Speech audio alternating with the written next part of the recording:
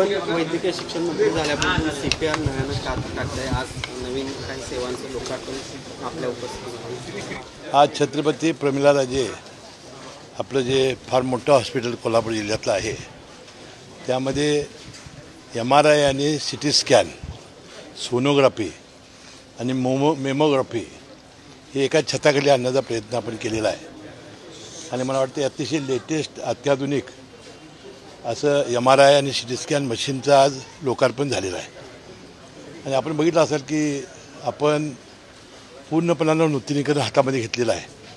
वास्तविक दीपावलीपूर्वीच मुख्यमंत्री महोदयांनी यावं आणि दोन्ही उपमुख्यमंत्री महोदयांनी यावं आणि याचं लोकार्पण करावं अशी माझी अपेक्षा होती.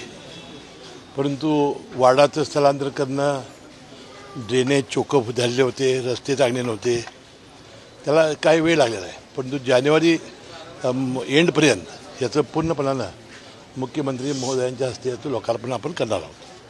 शेंडा पार्कातील काम देखील गतीनं सुरू आहे. कधीपर्यंत साधारण? मला काल एका कॉन्ट्रॅक्टने सांगितलं की फास्टेस्ट देशातली इमारत जर कुठली चालू असेल तर शेंडा पार्काची 1100 बेडची इमारत फार चांगल्या पद्धतीनं काम चांगलं चालू आहे. मला वाटते 1.5 वर्षाचा आता कालावधी आहे, 6 महिने झालेले आहेत आणि 1.5 वर्षात 1100 बेडचं पूर्णपणानं एक अत्याधुनिक हॉस्पिटल उभं राहील. आता isakal.com आहे देशातील नंबर 1 ची मराठी न्यूज वेबसाईट. प्रत्येक अपडेटसाठी isakal.com ला नक्की भेट द्या. आज नागपूरमध्ये राष्ट्रवादी काँग्रेसच्या कार्यालयामध्ये लावणी नृत्य झाले. मला काही माहिती नाही. आज मला माहिती नाही. अनेक नेत्यांनी याचा हे केलं.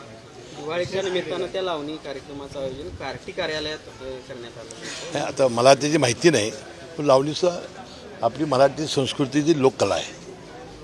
पण पक्ष कार्यालयात नाही ते ठीक आहे, मी काही ती माहिती घेतलेली नाही, परंतु ती लोककला आहे असं आमचं मत आहे. आज सुप्रिया सुळे यांनी ट्विट करून पुण्यापासून कोल्हापूरपर्यंतचा जो रस्ता आहे या संदर्भातलं एक चिंता व्यक्त केलेली आहे, खंत व्यक्त केलेली आहे आणि नितीन गडकरी यांच्याकडे विनंती केली की हा लवकरात लवकर. नाही, आम्ही सुद्धा नितीन गडकरी साहेबांना याबद्दल अनेक वेळा आपण बोललेलो आहे. नितीन गडकरी साहेबांना हा जो कॉन्ट्रॅक्टर आहे याच्याबद्दल फार मोठा राग आहे. त्याला ते ब्लॅकलिस्ट करण्याच्या सुद्धा बेतात होते. परंतु काही तज्ज्ञ अधिकाऱ्यांनी सांगितलं की बाबा हा कोर्टात जाईल आणि काम रखडेल, म्हणून त्याची मुदत कधी आहे ते वाट पाहत आहेत. परंतु रस्त्याबद्दलच्या ज्या भावना लोकांच्या आहेत त्या खऱ्या आहेत.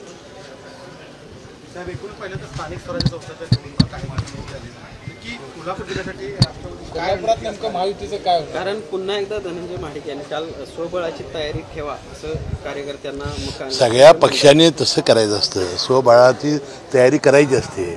जमलं तर एकत्र करायचं असतं, नाहीतर स्वबळावर. पण तो झेंडा हा युतीचा.